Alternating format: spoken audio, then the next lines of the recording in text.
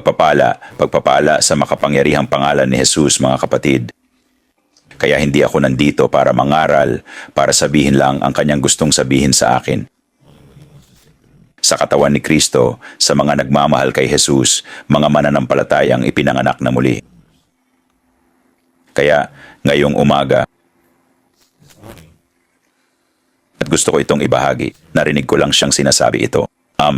Alam mo, ang mga kaloob ng banal na espiritu, alam mo ay para dalhin ng mga tao, kahit na ito ay mga himala, pagpapalayas ng mga demonyo, mga salita ng karunungan, mga salita ng kaalaman, mga pagkasalin ng propesiya, pagpapalaya, mga panaginip, palagi nilang dinadala ang mga tao sa pag-ibig, sa buhay, sa katotohanan, sa kalayaan.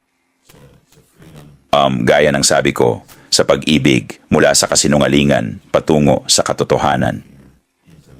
Mula sa takot patungo sa pag-ibig, ang lahat ay kay Hesukristo. Kaya alam mo, ang mga himala ay tanda ng paghahayag ng Ama. Ibig sabihin, siya ay manggagamot at siya ay mabuti at ang mga salita ng nakaraan, kasalukuyan, hinaharap ng pagkasalin ng propesya ay para ipakita sa mga kapatid, naniniwala man sila sa Diyos o hindi, alam mo, nakilala sila ng Ama, na mahal niya sila kahit ano pang pinaniniwalaan nila, kahit ano iniisip nila tungkol sa Kanya, tungkol sa Diyos, tungkol kay Jesus. Hindi ito ang Kanyang sinasabi tungkol sa kanila. Alam mo, karangalan na maipakita lahat ng siya. Gets mo ba?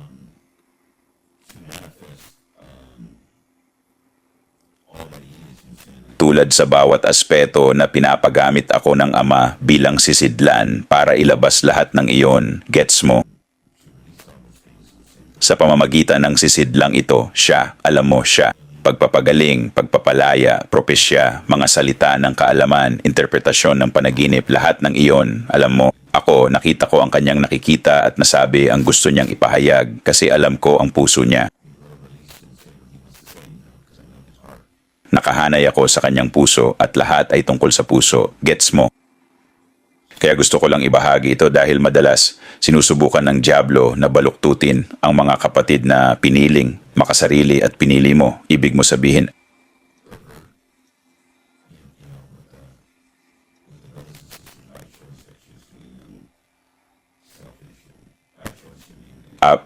at panlilin lang ito kahit paano. Pero ang totoo, ang panlilin lang ay isang choice. Alam mo, ang panlilin lang ay choice. At pinipili natin na malinlang, alam mo, o pwede nating piliin na, alam mo, lumakad sa katotohanan, ang salita ng Diyos at magpakita ng pagmamahal at lumakad sa pagmamahal ng 1 Corinto 13, ibig kong sabihin, at ipaglaban ang mabuting laban ng pananampalataya. Alam mo, kahit paano, choice yan. Ito ay choice sa lahat ng aspekto.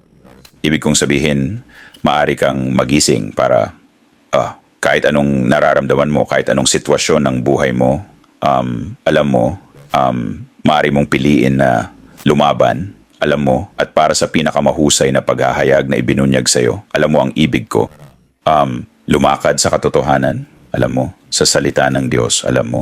Pero, alam mo, gusto ko lang itong ibahagi sa inyo mga kapatid. Lahat ng bagay, kagaya ng sabi ko, at maraming tao, pinag-uusapan yan. Ibig kong sabihin, tipong sinasabi, kapatid, alam ko ito'y tungkol sa puso, ganito, ganyan. Pero alam mo naman, matagal na silang ligtas, mas mahaba pa sa tagal ng buhay ko. 30 taon na, alam mo, at wala pa rin silang kapangyarihan, nasasaktan pa rin, sira pa rin, nalinlang pa rin, nagagalit, humuhusga ng tao, ganito't ganon. At ang punto rito sa kabuuan, lahat ay panlilin lang. Alam mo, lahat ng ito'y batay sa mga hangarin at motibo ng puso. Alam mo, maraming kapatid sa katawan ni Kristo sa buong mundo. Kristiyano sila para sa sarili nilang kapakanan, para sa mga makukuha nila mula sa Diyos. Hindi alam na sa pamamagitan ni Jesus at ang kaharian ng langit at ng Santo Espiritu, mayroon na silang lahat ng kailangan nila. Alam mo? Pero dahil hindi nila siya ganap na kilala, dahil hindi nila isinuko ang lahat sa mundong ito, hindi namatay sa kanilang kagustuhan, ang mga motibo ng kanilang puso, ang dahilan kung ano sa tingin nila ang pinakamabuti para sa kanila. Hindi nila kailanman kilalang lubos ang Diyos at hayaang masabi ang katotohanan. Alam mo, sa katotohanan ng Biblia, ito ang una at pangunahing itinuro ni Jesus sa Biblia, ang Jesus ng Biblia, na itanggi ang sarili.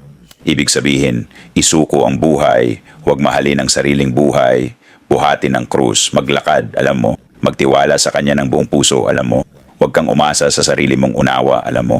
Ibig sabihin, isinusuko mo ang karapatang isipin mong alam mo ang mabuti para sa iyo. Isinusuko mo ang karapatang isipin mong ayos ang buhay mo. Isinusuko mo ang karapatang sabihin, hoy, alam mo ba, hindi ko na alam ginagawa ko. Parang hindi ko alam ang mabuti para sa akin. Parang dumating ako sa katotohanan na siguro kailangan kong magtiwala sa Diyos at alam niya ang mabuti para sa akin kasi buong buhay ko, ginawa ko ang paraan ko at sa totoo lang, hindi ito nagtagumpay sa akin, alam mo. At alam mo, kaya kong tanggihan ang sarili ko bawat araw ng mainam at sumuko. At alam mo, labanan ang laban na yon, gets mo? At hindi ako kailanman nahihirapan, hindi ako nasasaktan, hindi ako nawawalan ng kahit ano, hindi ako nalilihis o kakaiba. Hindi ibig sabihin na hindi ako nagkakamali, mga kapatid. Ibig sabihin nito, alam ng puso ko na wala akong halaga. Kung wala si Hesukristo, inilagay ko na ang pananampalataya ko sa katotohanang siya ang pinagmumula ng buhay ko. Inilagay ko ang pananampalataya ko sa katotohanang nasa akin ang kanyang isipan, kanyang pananaw, kanyang mga hangarin, na siya ring hangarin ko, gets mo? Kaya nakalinya ako sa Ama, nakalinya ako sa Diyos, di ba? Kaya binibigyan niya ako ng mga sakop ng kaharian ng langit na hindi mga pakiramdam. Ang kapayapaan ay hindi pakiramdam. Ang kapayapaan ay sandata sa lupa na nakita ko sa maraming tao.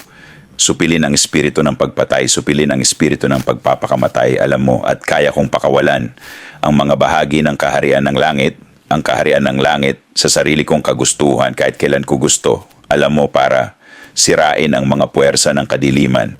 Pero ito ay isa pa, alam mo, isa pa ang salita na alam kong gustong ilabas ni Papa mamaya sa tuwing gagawin niya ito. Ngayon, tulad ng sabi ko, alam mo, inilalabas niya ang salita, ang salitang gusto niya sa kanyang mga anak sa buong mundo dito mismo na malamang nais mong ibahagi ito pagkatapos ilabas ni Papa ang propetikong pangitain at ang pag-download bilang babala. Ito ay isang babala na puno ng pagmamahal mula sa Ama sa lahat ng kanyang mga anak. Kilala mo man siya ng malalim o alam mo siya, pero ito ay isang salita para ilabas ang katotohanan. Bawat propetikong salita, alam mo, ay palaging nakahanay sa salita ng Diyos, sa Biblia, kay Jesus ng Biblia, kay Jesus ng Biblia.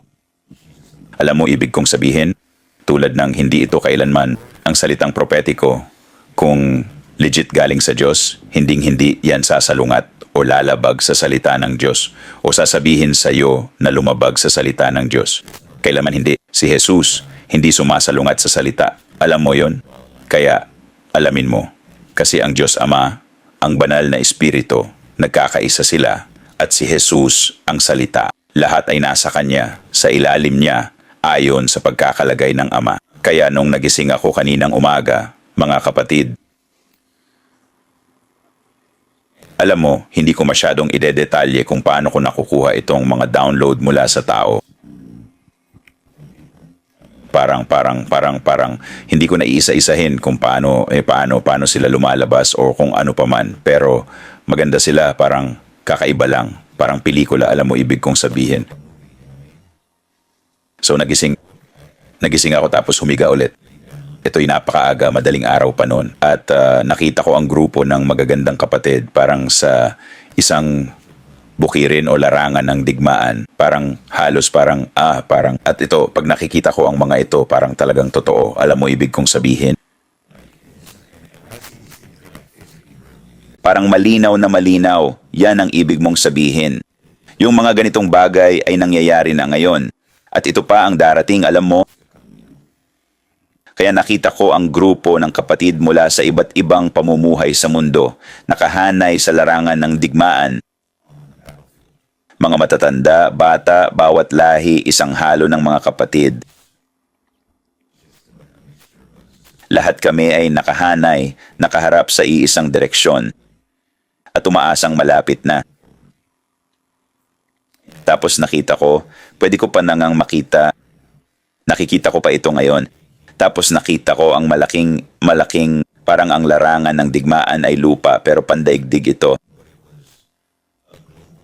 Gusto kong isipin nyo ito. Pandaigdigang chessboard ito. Pandaigdigang chessboard ito. Parang ang larangan ng digmaan ay chessboard. Parang nakatayo kami sa isang gilid ng chessboard. Tapos, habang nakatingin kami sa chessboard na nasa buong larangan, ang chessboard ay gawa sa lupa. Sa lupa.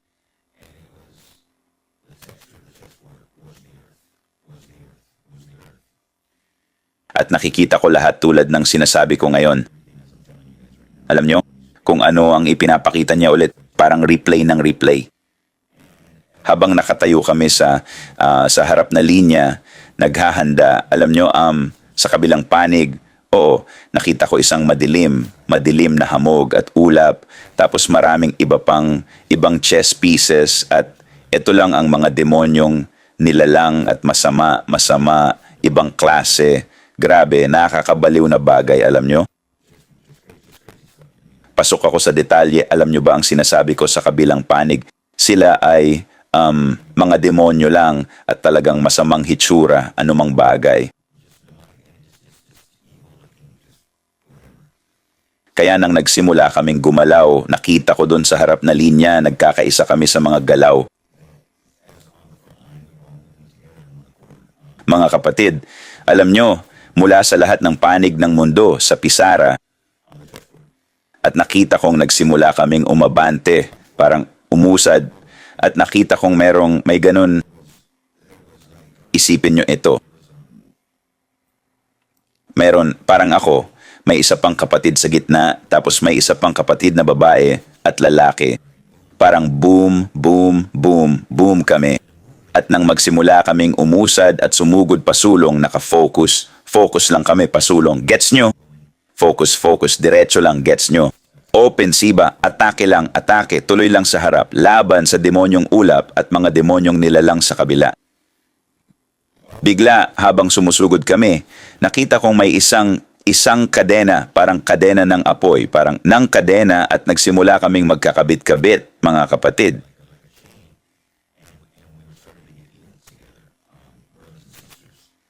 Pero may link, tapos yung iba mga kapatid sa gitna, di nakadikit sa link.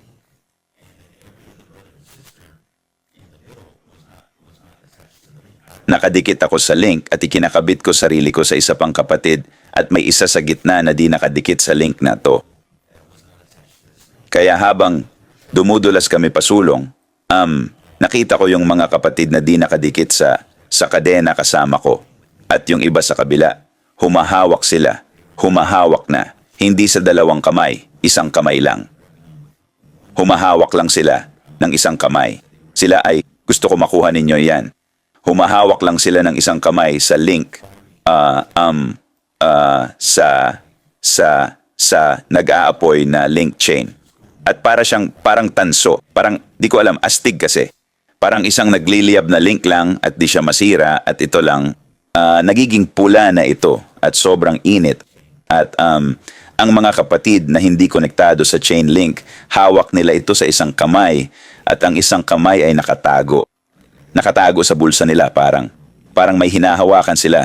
Hindi ko alam, gets mo? May kapit lang sila sa kung ano.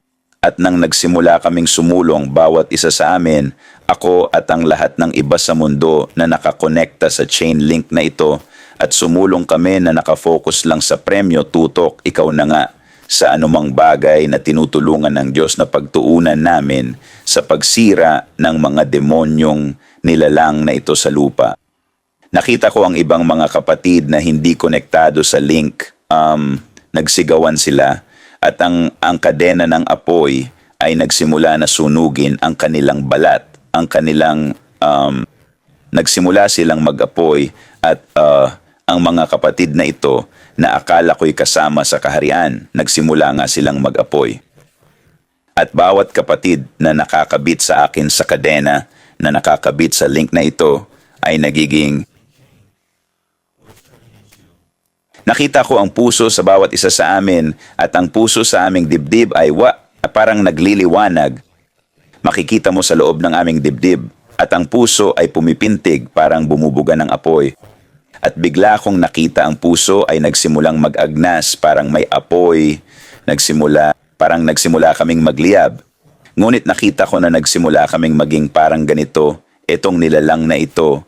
At pagkatapos ay sinimulan kong makita na bawat isa sa amin ay naging leon, parang ang leon ng Huda.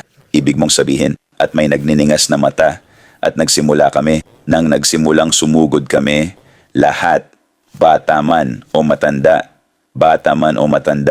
naging iisang leon kami. Parang nawala ng halaga ang edad. Burado na ang edad. Bukas na lahat. Pumapasok kami sa kaganapan ng pagiging leon. Binago, ganap na naubos kung sino siya sa loob namin. Puso, yun lang sinasabi ko. Kami ay, at patuloy kaming sumugod. Nagbago edad namin, lahat, at naging isa kami, parang isang unit. Nakakabaliw. Nakakaloko. Tapos yung mga kapatid na kumakapit sa kadena, nasusunog, pero hindi iyon parehas na apoy na hindi sila binabago. Sila ay pinahihirapan. Sila ay pinahihirapan ng apoy ng kadena at hindi nila binitawan. At nakita ko na hindi nila binitawan yung nasa kabilang kamay nila. Tapos nakita ko ang isang kapatid na lalaki na bumitaw sa hinihigpitan niya, tapos kumapit ulit. Grabe. Hinawakan niya ang kadena gamit ang dalawang kamay. Pagkatapos ng hinawakan niya ito gamit ang dalawang kamay, bumalik siya sa dati. At agad-agad, parang supernatural, naputol ang kadena na nakakabit sa kanya. At siya ay nakakapit sa amin, naging leon siya. At umiikot ito, at ang kanyang puso na parang bumitaw, at ang kanyang puso ay tumibok ng ubod ng ganda, at pagkatapos humarap ulit, at sumakay siya kasama namin papunta. Tapos nakita ko ang karamihan ng mga kapatid na lalaki at babae na may hawak sa kadena, na siguro mga 85% parang At ito ay parang, ako'y talagang nakikita ko ang karamihan ng milyon at milyong tao, parang ganon, na parang isang hukbo, parang pandaigdigang hukbo. At 85% sa mga hindi humawak sa kadena ay, nasunog. Nasunog sila. Ganon sila nasunog. Parang ako, hindi ko alam kung ano yon. Hindi ko alam, pero parang ang ibig sabihin ng na-incinerate, yung kadena ng apoy ay parang pinawala lang sila, nasunog, natunaw lang sila. Hindi ko alam, ibig sabihin na wala lang sila. At pagkatapos, yung kakaunti na binitawan ang kabilang kamay at humawak sa kadena, nakita ko ang Espiritu ng Panginoon. Alam mo na, ang apoy ng banal na Espiritu ay tumupok sa kanila, idinikit sila sa kadena, binasag ang kadena at ikinabit sila sa amin. At nung kami ay nagsimulang magpatuloy,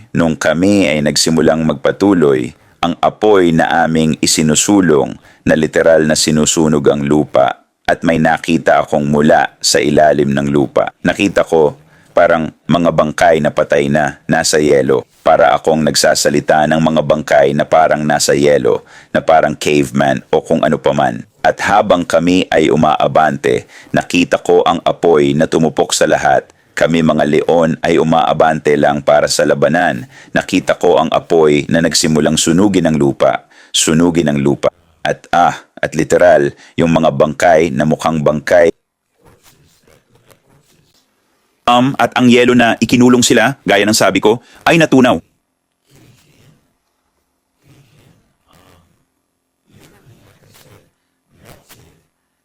Nakikita ko ang mga kamay nila, hinahawakan ang kadena na nag-uugnay sa amin lahat.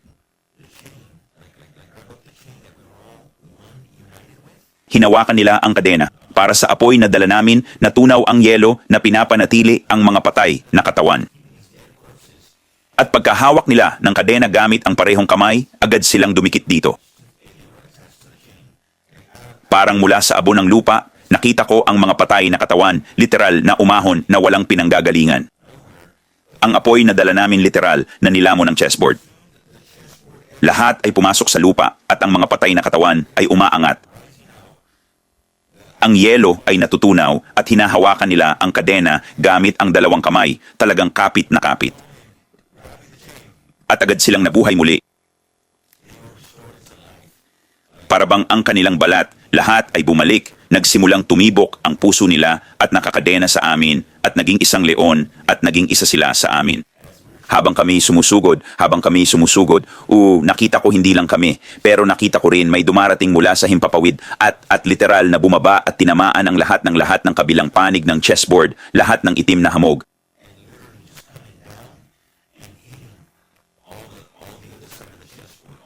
At literal kong nakita na ang mga pinunit-punit na mga nilalang na demonyo at kasamaan na pinahihirapan kahit bago pa man kami nakarating doon. At habang sumusugod kami, wala na kaming kailangang gawin.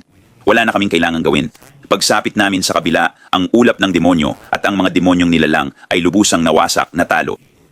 At sa kabilang panig ng chessboard, may mga piyesa pa ng chess na hindi pa hoy nasa likod, na parang mga patay na bangkay, na tila patay na, kagaya ng demonyo.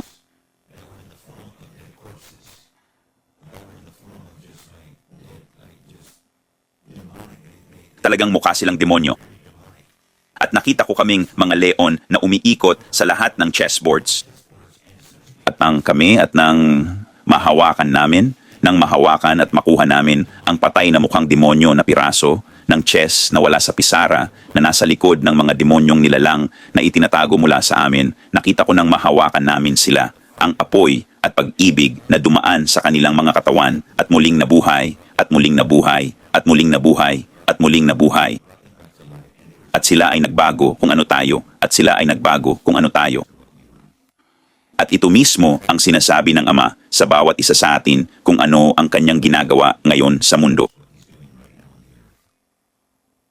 Yaong may pakinig upang marinig ang katotohanan kay Hesukristo at ng Biblia, yaong may mata upang makita ang katotohanan kay Hesukristo ng Biblia, ang salita. Iyan ang ginagawa ng Diyos. Ang Diyos, kahit ano ay kaya niyang gawin. Siya ay makapangyarihan. Siya ang Panginoon. Alam ng Diyos ang lahat. Hindi tayo. Ipinakita niya sa akin na tayo, mga leon na nakatali ng tanikala, ay nakatuon, nakakandado, nakatuon sa kaharian ng Diyos. Hindi sila nagbibigay pansin sa kaliwa. Hindi sila nagbibigay pansin sa kanan. Nakatuon sila sa katotohanan. Nakatuon sila kay Jesus. Nakatuon sila sa misyon. Hindi sila natitinag. Walang makakaharang sa kanila at walang makakapatigil sa kanila.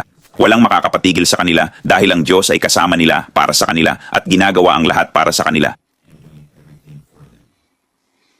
At yaong nakahawak sa kanila ay nawasak. Ngayon, hindi ko alam ang ibig sabihin yon. Alam ko naman na maawain ng Diyos at laging nangingibabaw ang awa sa paghatol at ang pag-ibig ay nagtatakip ng maraming kasalanan. Pero nitong mga nakaraang buwan, kilala kong maraming kapatid ang kinuha kaagad ng Diyos sa buong mundo.